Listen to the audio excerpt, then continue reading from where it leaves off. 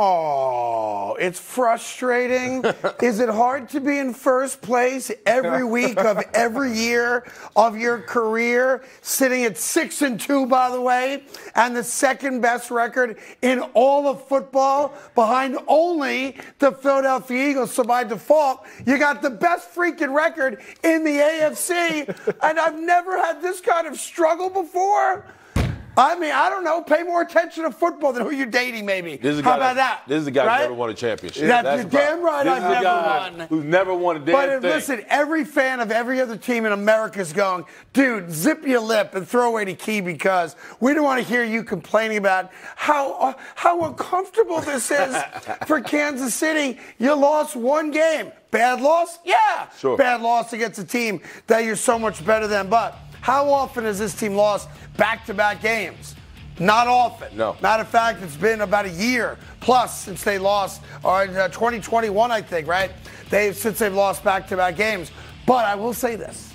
When a guy verbalizes frustration and struggle, there's more to it than that. And here's what it is. Kansas City, of course, plays Miami. Going to be a very tough game because of what Miami's, what their offense brings to the table. Who does Kansas City play the week after that, Troy? Tell me.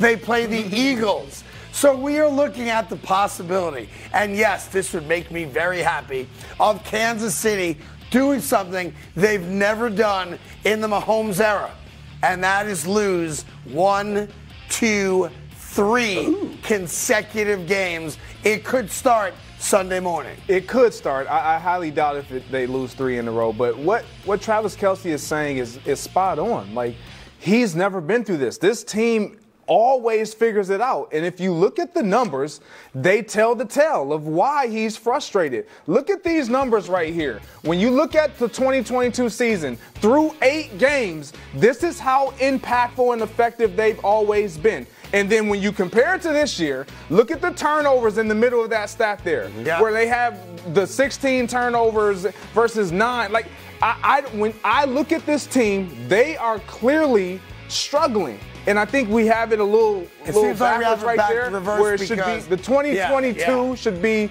2023 and so 2023. let me hang on a second. So if you're looking at that and you're saying, because I've never seen this either, what I'm looking at, that doesn't make any sense at all, because it makes this year look a lot better than last year. Thanks, guys. So my gut is that we've got those numbers reverse. But your point is good. Make your point good. Yeah, what I'm saying is it's real. The frustration is real because this is a team, and I mentioned this yesterday, where you have a guy who's the most impactful player outside of Patrick Mahomes, that we expect greatness from those two. Yes. But we also hear him saying we usually figure it out, regardless of who we are on the field with, at receiver, at running back, regardless, we usually have guys smart enough to figure it out and learn how to now take on a lot more and shoulder a lot more, so it's not clearly on Patrick Mahomes and Travis Kelce. And but if you watch that podcast interview, he talks about the attention to details. It's talking about the bad timing, the drops, the offensive woes, not being able to beat man coverage, right? So those are things that,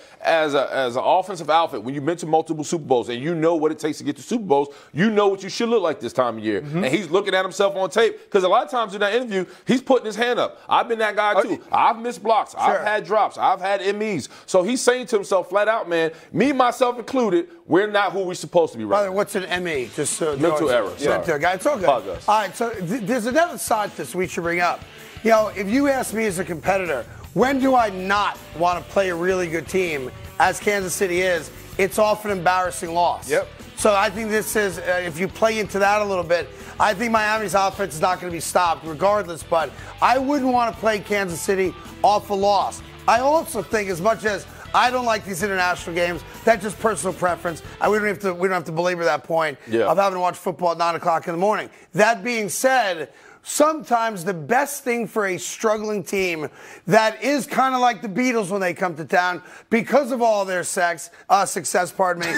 I didn't mean that. I didn't. I swear I didn't mean that. That was spot on. That was amazing. For the first time on this show's history, I didn't. America, wins equals sex. What do you want to do? I didn't mean it. All right. Success. They are like the Beatles, and the Travis Kelce, Taylor Swift thing has made that even bigger, whether we like it or not. there are times when I believe the best thing for a team that's going through that is to get away from everybody.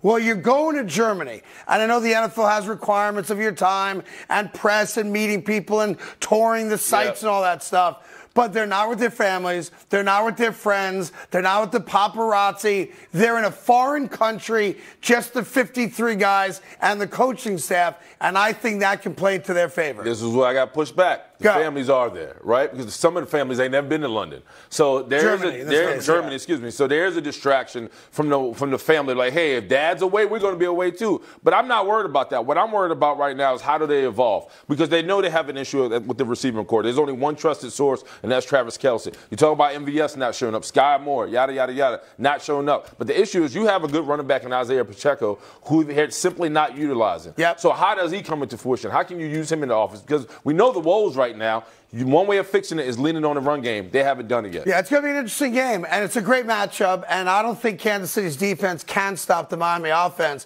but I do think you see a much better Kansas City offense than you saw last week against the Denver Broncos. But, again, when you win as much as they've won, and one of your best players comes out bemoaning the fact that this is new territory for us, outside of Kansas City, none of us want to hear it. Because we root for teams that have never won at the level you guys have won. So quickly, can I make it personal? Very quickly. Somebody who's king of New York, who's still king of New York right now, and they're all this media. You know there's a standard you hold your show to. Yes. If as well as the ratings may look and whatever, if you know you're there or not. That's all Kelce's saying.